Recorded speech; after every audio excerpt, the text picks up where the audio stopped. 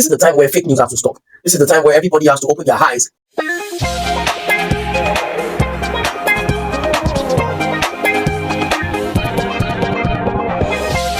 Welcome to another episode of AI Amebo podcast brought to you by aifinder.africa. My name is Feikemi and I'll be your host for today. Today we are going to be discussing a very, very interesting topic. And definitely I'm not here alone. I'm here with a very important guest. Alright, welcome Value Done to AI Amebo podcast for today. Thanks for having me. I will let you do the honors of introducing yourself, sir. Alright.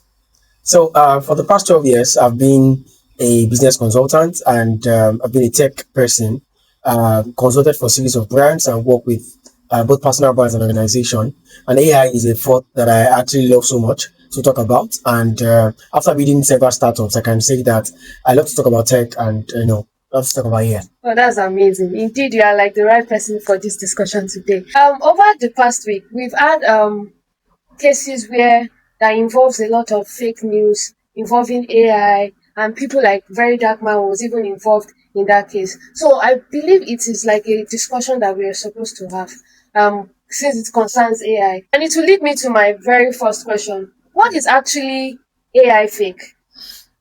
Alright, so AI fake is a combination of two words, AI and fake. Yeah. And we all know what AI is, artificial intelligence. Fake, we're talking about something that is not original. So what it means is when you create any kind of content, content is text, video, audio, graphics, whatever it is. Whenever you create it, with the mission of making it look real, right, to pass a message or to pass a narrative, that is what AI fake is. Using AI to create things that are not original, to pass a message. Either sometimes it could be to damage somebody's reputation or image, or to say something that is not true. More like using AI to create fake news or using AI to create fake content. That's what AI fake is. All right, that's amazing. That's a very good answer. I would not like to ask because it is AI. So my question would be that can AI actually make videos and images that actually look so real?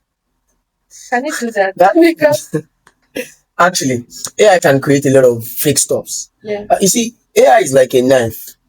So you determine what you want to do with the knife. So AI in the hands of the wrong person will cause a lot of issues. That's why a lot of companies and AI experts are saying that we're not saying everybody should not have access to AI. Everybody can have access to AI. But the most important thing is there has to be control. Control is what they are talking about, right? That's what they call governance when it comes to AI governance and control. You see, so right now, we need to tell ourselves the truth. AI can create anything you want it to create. It can create any fake audio and make it look original. All you have to do is to look for the sample of the audio of the person you want to use. So if I want to sound like you, all I want to throw a narrative out there that you are the one speaking. Yeah. I have to get 2-3 of your audios and put it together, give it to an AI system, and then ask it to model the voice. Of course, prompts are very powerful. By the time you model 2-3 voices, it gives it to you. Now, a lot of people, when it's their birthday time, you see them, not go to the Photoshop studio again or photo studio again. Now they just upload 2-3 images to Gemini, and Gemini goes ahead to create and they're like, happy birthday to me. But some of us who have been in the system understand that this is an AI generated picture, right? So the reality is these things happen, right? Yeah. So it's not about AI is not at fault. It is the people that are using AI to push a narrative that are majorly at fault, and it's so criminal. It's not the right thing to do. That's truly amazing. So you can basically use AI for anything you want. It's like the internet too. The way you can use internet. So we have the dark internet and those that are using it for that's truly amazing stuff. Okay, so how does this AI fakes rather affect people's reputations and images in public image? How does it affect it actually? Does it affect it in a bad way or a good way? Alright, so there's something I've learned over the years about words. Words are very powerful. Words can, I don't want to use that word. Words can cause kasala. Words can cause a lot of things. So, you see, when you are, how would I feel if somebody pushes on the narrative that I said something I did not say?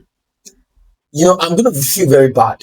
And if I'm not emotionally stable and I'm not mentally stable, I can do the undo to myself because of the fact that somebody lied at me. Somebody lied, and was trying to put a narrative around my image. You understand? So you see, it's very bad. Let's call a spade a spade. It's not good enough. When people sit down in their rooms, pick up the same AI that we were given to use to make life easy for ourselves, and then we use it to push a narrative about somebody, it's not a good thing to do. It doesn't make any sense, right? It can as well damage people's reputation. It can make them lose money. It can affect their families. It can endanger them. So it's not a good thing to do. So anybody who is planning to do that should please not do that. AI was created for us to make life easy.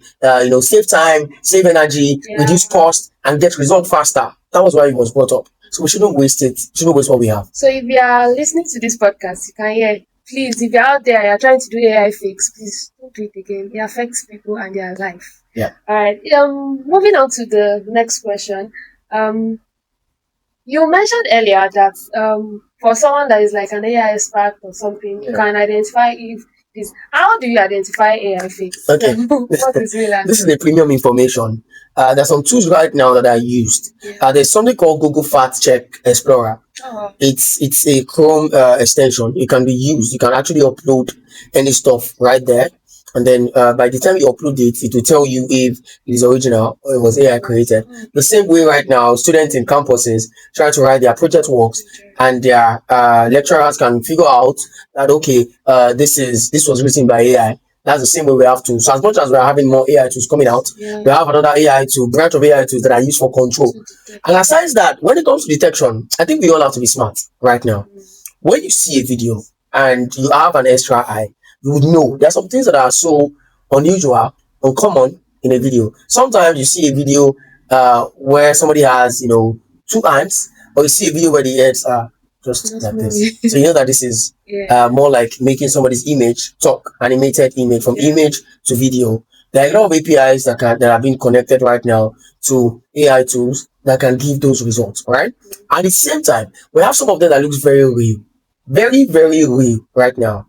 So before you spread any information, as much as you want to check, before you spread any information, try to ask yourself, is this true?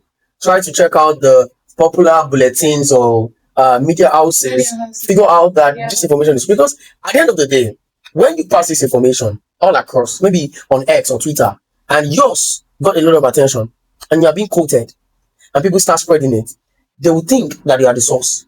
And the moment they feel you are the source, you can get yourself into trouble because you shared that information without figuring out if it was true or it was wrong. So it is important for everybody right now to be very smart. This is the time where fake news has to stop. This is the time where everybody has to open their eyes, and before you say something, please verify. In other words, fact check before you push any narrative. Yeah. I was about to ask that. How do you now identify audios? Well, you already said that before you push out anything, do you make sure that you research, you fact check if it is actually true, so you don't get yourself into trouble. So, with everything that has been flying around, what impact do you think that AI fakes have had on the society, on how people think, how people behave, and what impact do you think it has had on the society at large? So I think normally fake news is not something good for our society because it gives us the negative of peace, and we all know what the negative of peace is. Aside that, it can cause a lot of issues. There can be lawsuits flying around. Can hear this person has been locked up. Why was he locked up? He was locked up because he did this. We have it in the news.